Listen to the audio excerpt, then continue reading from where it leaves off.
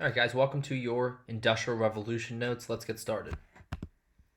So, we have been studying a lot of changes going on in the world. Most of those changes, however, have been social and political changes, right? We've talked about the Enlightenment, the French and American revolutions. We talked about Latin American revolutions, things that are going on in the New World.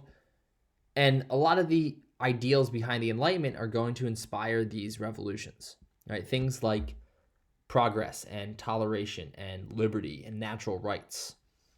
People are seeing new ways to govern, right? And these things like democracy, right? Those are all social and political changes that are happening.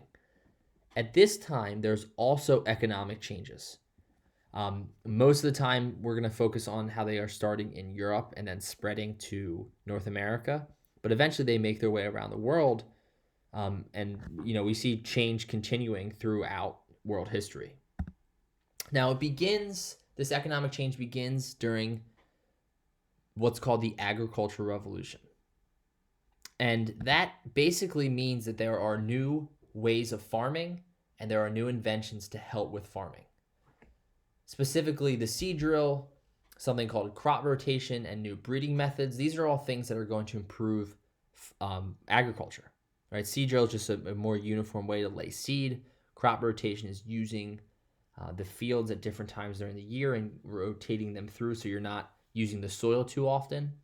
And then new breeding methods just means farmers are now using the biggest livestock and the best livestock in order to reproduce and continuing those strong breeds down the line.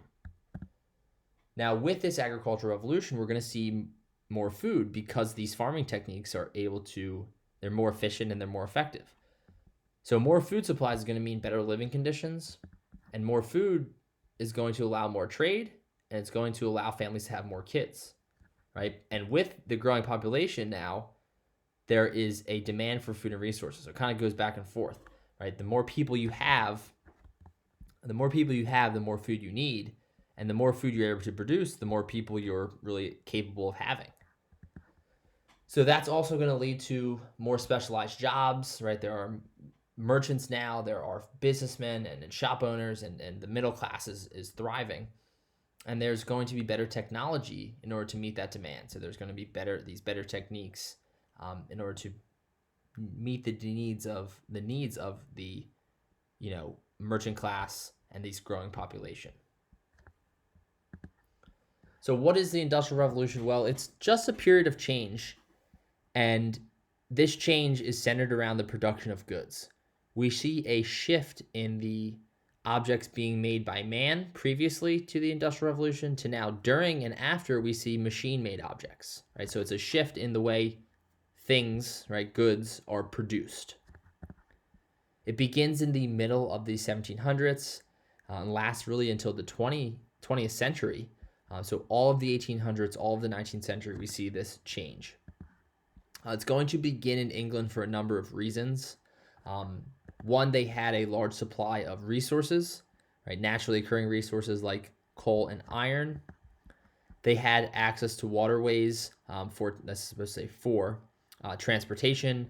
They had canals, they had rivers. They were obviously the leading exporter at the time in Europe. They had the ocean surrounding them as an island.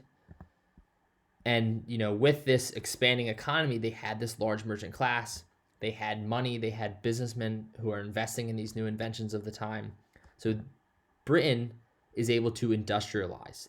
And the process of industrializing is called industrialization. And that really is just converting raw materials, right? Things like iron and coal, sugar and cotton, and producing that into manufactured goods, right? So it starts in England because of these things, and it's going to spread to Europe and eventually North America, and really eventually the world at this point. So the factors of production. Well, factors of production are basically things you need to produce other things.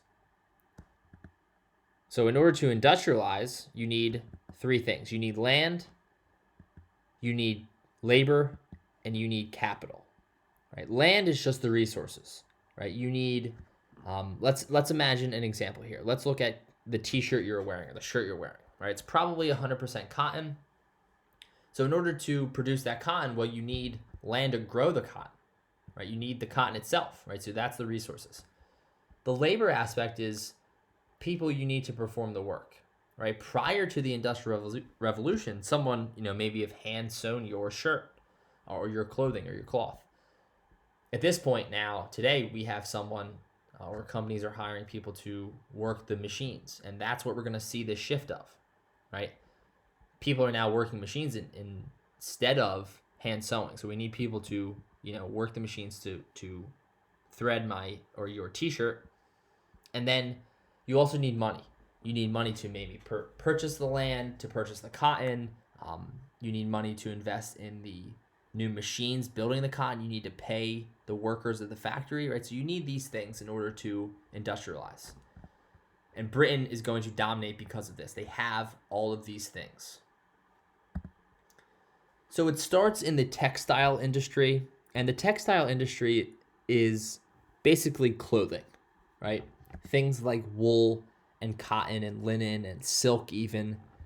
And inventions are going to transform how we create clothing, right? It's going to speed up the process. It's going to make it more efficient and more effective, right? So these new inventions are going to allow you to spin and weave more cloth, right? So the more you spin and weave, the more clothes you produce, the more you can sell, and the more money you're going to make. So inventions of the Industrial Revolution in the early part of the 1800s, the 18th century, we have the loom, right? It begins as a weaving loom, then a power loom. I'll show you this video in a second here. We have what's called the flying shuttle, 1733. That's going to allow you to perform threading on a loom or weaving on a loom more efficiently. The spinning jenny was invented in the 18th century, and we also have the cotton gin. Right, so I'm going to show you briefly these two videos. This one's about weaving, focusing on the loom, and it's also going to show the flying shuttle here.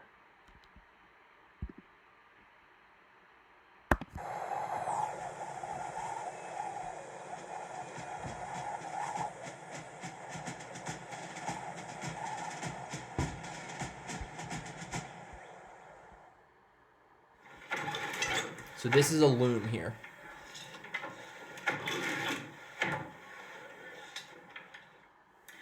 My name is Melissa Weaver Dunning. I'm a master weaver, and I'm here at Mount Vernon today working on putting a new display on the loom here in the spinning house.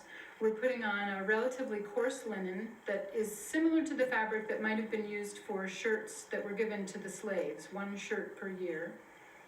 And we have wound the warp, and which is measuring it out on a large board. We beamed it, rolled it onto the loom itself, and then threaded the heddles, which are these strings here.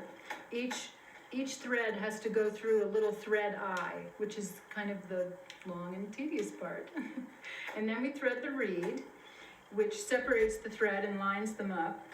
And then we got it all tied up and we're ready to weave.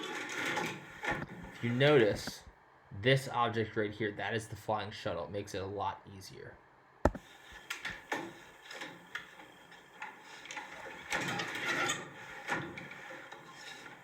So this type of loom is a loom that was commonly used for several hundred years in Europe and then in the Americas. This particular shape of loom would have been called a four-poster because there's, like a bed, a post. So I'm going to stop there. She's going to continue to weave. So this is an invention of the Industrial Revolution. It's going to making the shirt a lot easier for a weaver and people producing goods. Now we're going to see, this individual, this weaver here is doing it by hand, right? So this is what's called the weaving loom. We're going to see a shift to the power loom, right? Prior to the Industrial Revolution, this is how, and even prior to this, this is how clothing was produced.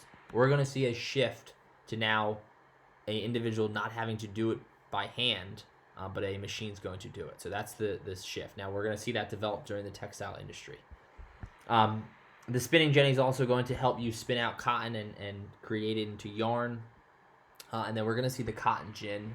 And I'll show you this brief video on that as well.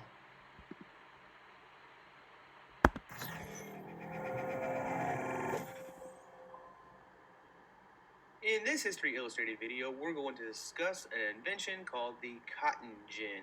The cotton gin was invented by a guy named Eli Whitney, and it had a very simple purpose. Eli Whitney built a machine that you could put some cotton in, you could turn the crank right here, and it would pull all the cotton out and leave the seeds, I'm going to put seeds here, behind in the box. So the idea was pretty simple.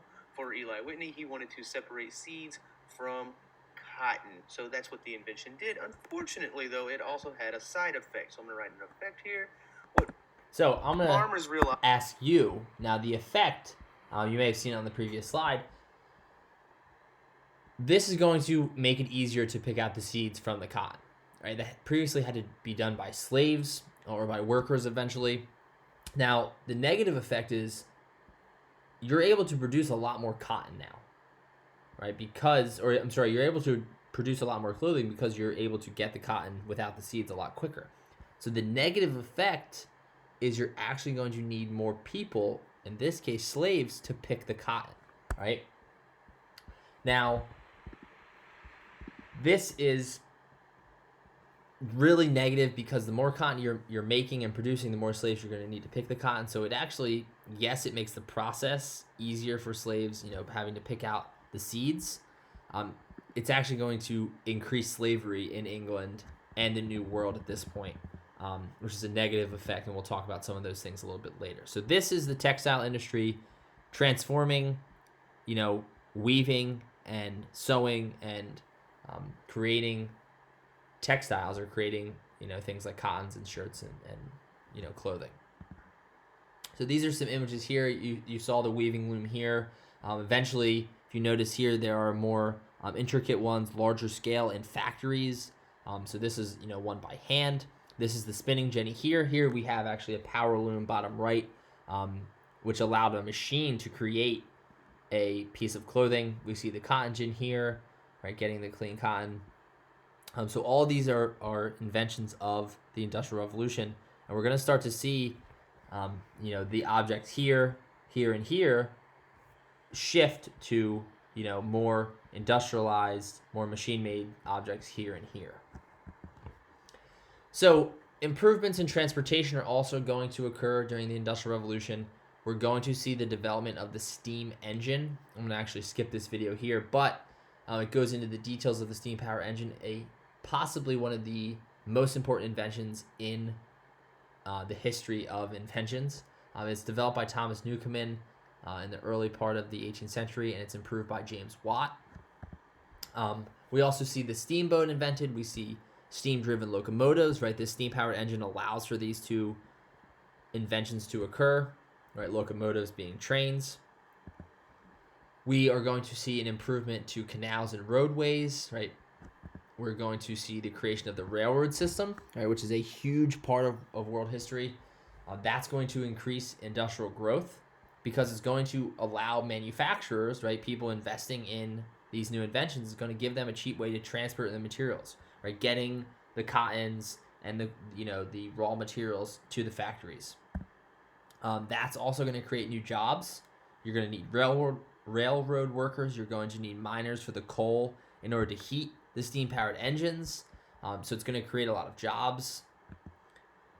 This creation of the railroad system is also going to boost agriculture and the fishing industry. And it's going to make travel easier for workers. People are eventually going to start training to work. Instead of going to work on the farm, now people are able to work in cities. So we're going to see the growth of cities. So this is an image here, obviously, of Europe. Looking at the growth of railroads. The green are the railroads in 1850. So now we've talked about the agricultural revolution in the 1700s. We're moving slowly into the 19th century. So 1850, you can see, right? A lot of them in England, some of them in Central Europe here. But by 1880, those are all railroads added in just a 30-year span. So a drastic increase in the amount of railroads laid and used in Europe at this point. If we look at this map here on the left of this graph, travel time in England, I'll just look at one example here. So if you're heading from London to Liverpool, prior to the invention of the railroad in 1836, right, it's going to take you over 24 hours to get from London to Liverpool, right? With the steam powered locomotive of the train, it's going to almost allow you to reduce your time by a quarter, right? Only 6.5 hours. So we see a shift in the travel times just in a 14-year span, right? So railroads are so important.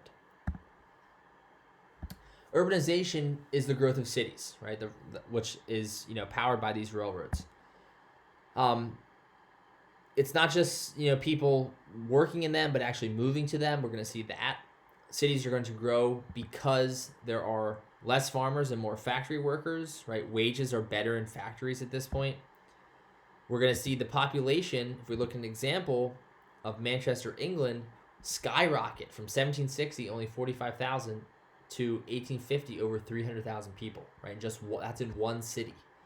So again, that's what urbanization is, right? If we look at the root word urban, right, that's where that comes from. Cities are going to almost grow too quickly, though, right? And they're going to lack proper planning, right? We're going to start to see, overcrowded tenements, which are like apartment buildings per se, where families are having to live in just one room, or houses crammed in together. Some cities are not going to have garbage pickup, no drainage or sewers, so disease is going to spread quickly. So with these process or the growth in urbanization, it's almost growing too quickly in a lot of cases and allowing for these negative effects to occur. So if we focus on working conditions, they are very poor at this point, right? We see factories being built, people working in factories, but it's not safe.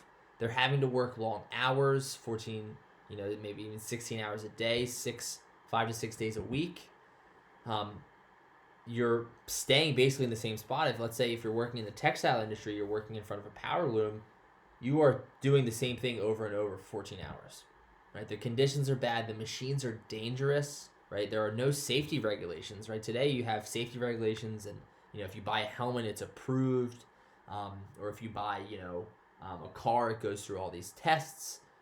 That was not the case during the Industrial Revolution in Europe, right? Working conditions were horrible. The machines were dangerous. Coal mines are one of the deadliest jobs that you can hold during the Industrial Revolution, right? One of the most dangerous jobs, coal miners, right? They collapse all the time.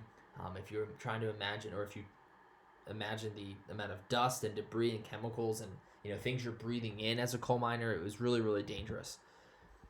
Another negative effect, if we think back to how the cotton gin increased slavery, we're going to see child labor increase, which is another terrible thing. The reason it increases is because children have smaller hands that are going to allow them to work on machines. They can squeeze into mine shafts that adults just can't, right? So we're going to see coal miners, we're going to see children working in factories and trying to help their families pay for food, and they're also cheaper. You don't have to pay a child as much as you're going to have to pay an adult. Just some images of children working. These are coal miners. Here is children on power looms creating cloth. These are some tenement examples, family living in one room, right? Even though, yes, bigger cities are sometimes better, it's going to allow for some of this. We see no garbage pickup here. If you focus here, we're going to start to see something I'm going to mention in a second. So these are just some images of the Industrial Revolution. So, negative effects of the Industrial Revolution. The working class is not going to improve. The middle class is, which I'll talk about in a second, but factory workers they start out as good jobs, because they pay a little bit more than farmers, but it's dangerous. It's not getting any better. Poor working conditions, terrible living conditions. We're going to see an increase in slavery because of the cotton gin, right? Eventually, it's cut off here.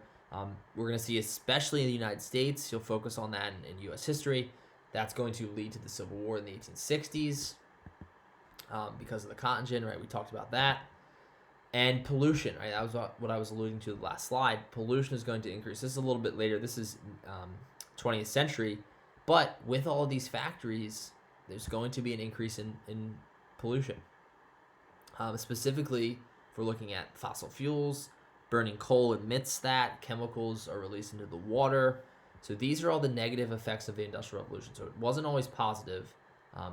Yes, it was a time of change, but that change brought both positive and negative effects.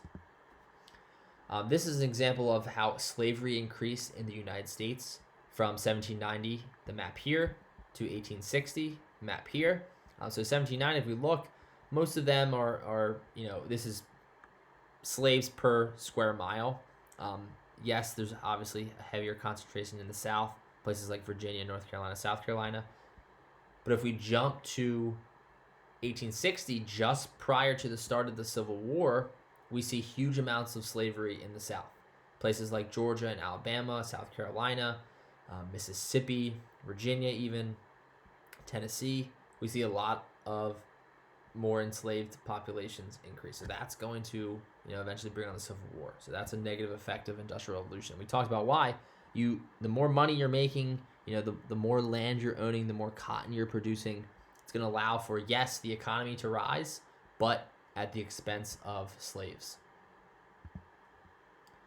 So shifting to the positive effects of the Industrial Revolution, like I mentioned before, it's going to create jobs, right? We're going to have higher paying wages. We're going to have better jobs in a lot of cases. Not everyone has to be a farmer anymore. We're going to see increases in wealth. Countries are making more money. They're trading with other countries around the world. It's going to help the economy, the global economy. New technologies are being invented, right? New factories, new machines, new creations. We're going to see an increase in the production of goods, right? People can get their hands on better clothing. They can get their hands on more food. We're going to see the population skyrocket at this point. People are eating healthier. They're living longer. We see the standard of living increasing, right? I read eventually, because at first, cities were not great places to live because so many people, because of urbanization, crowded to those cities. But we're going to see that slowly start to improve. Better houses, better clothes, eventually, like I mentioned. We're going to see education increase. Right now, like I mentioned, this refers to the job specialization. We don't just have farmers and merchants. Now we have engineers to create the machines and inventors to create new ways to create, goods. Or if we think about the textile industry, new ways to weave cloth, new ways to produce goods. Right, that's going to increase the amount of education, or educational opportunities at least. And then we're going to see a growth of the middle class. The lower class is kind of staying the same. The rich are kind of getting richer. But the middle class is doing well at this point. Merchants, workers, farmers, wealthier farmers at least, businessmen, they're doing well. So these are all positive effects of the Industrial Revolution.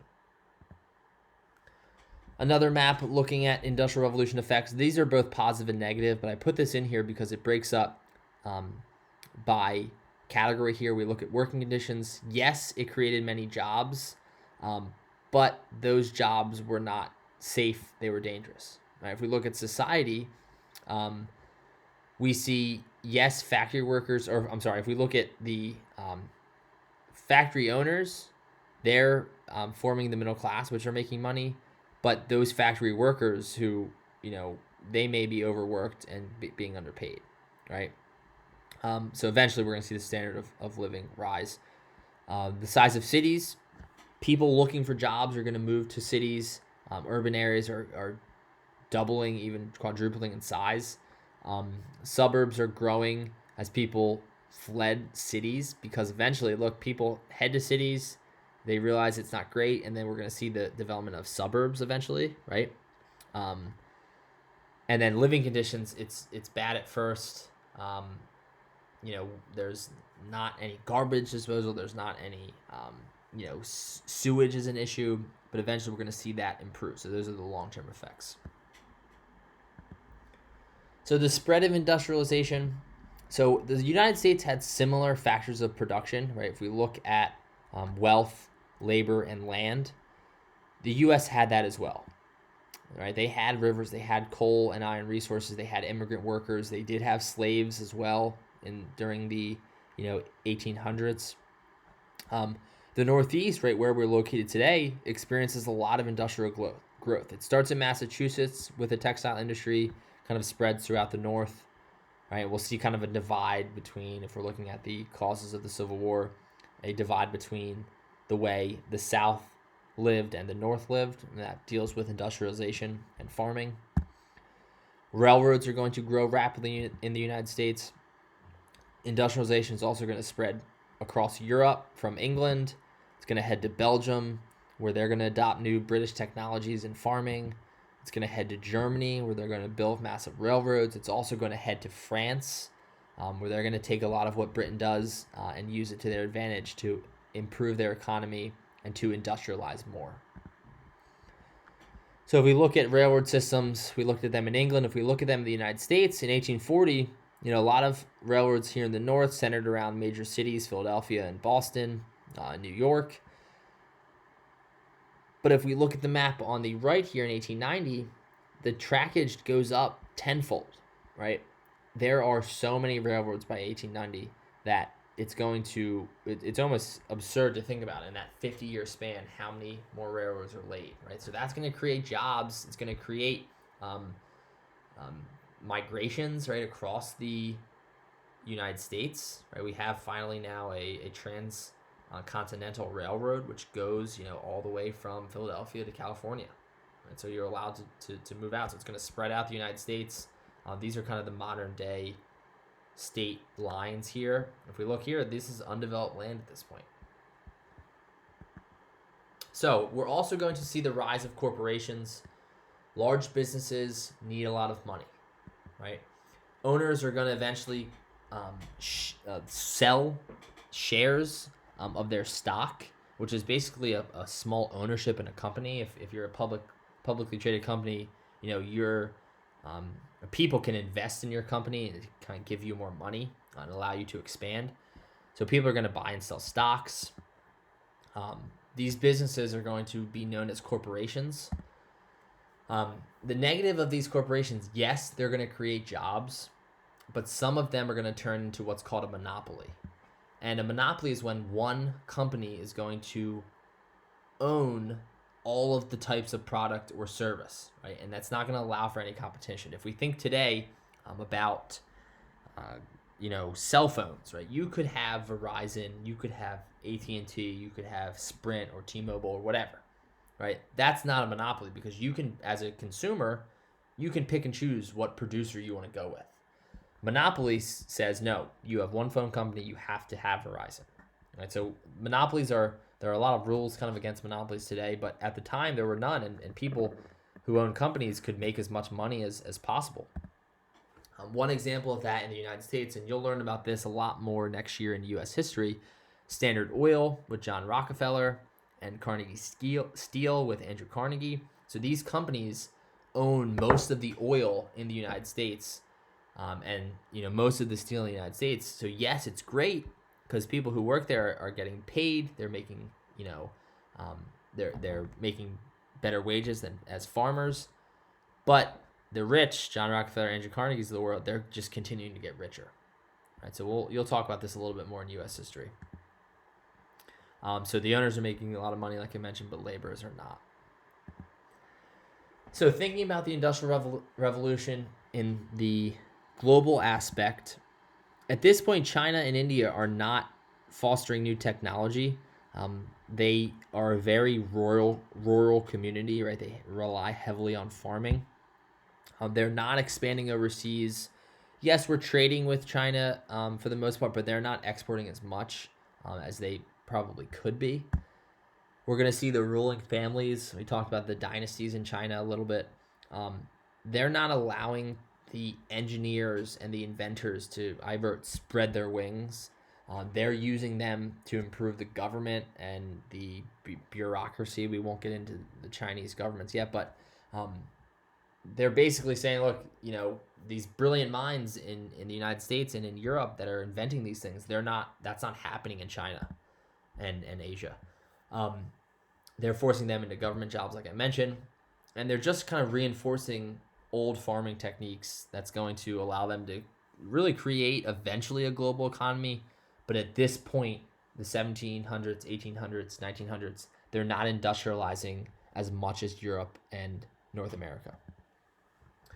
So the impact of the Industrial Revolution, right? If we think about how you're viewing this lecture, right? This computer in front of you, or your phone, the clothes you're wearing, or if you open your fridge and you see the food, or the cars you drive, all of those things are results of the Industrial Revolution. So between 1700 and 1900, revolutions occur in agriculture, industry, transportation, communication, and that's going to change the way the United States and Europe, it's going to change everything, right? And eventually it's going to change the rest of the world. Industrialization is going to give countries large amounts of economic power. It's going to improve their military. We're going to see greater democratic participation, right? People are getting more involved in their government because they're making more money. They're more interested. People are going to realize what's wrong with, the horrible living conditions and the horrible working conditions in cities.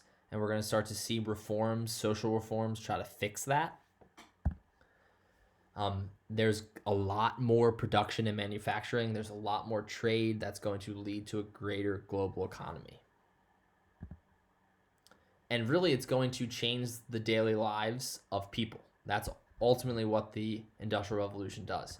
Now, it changed the lives for the better for a lot of people, but it also made a lot of people's lives worse off, right? It made the rich, their lives were great, right? The more money, the stock owners and the businessmen and the manufacturers of the world, they were making more money. And yes, they were spreading jobs and creating jobs for people.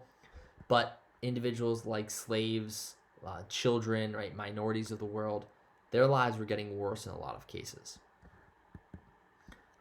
So this is where we're going to end. Again, if you think about the Industrial Revolution, it's a change in the way things are produced, right? New factories, new manufacturers, new creations, new inventions are all part of the Industrial Revolution.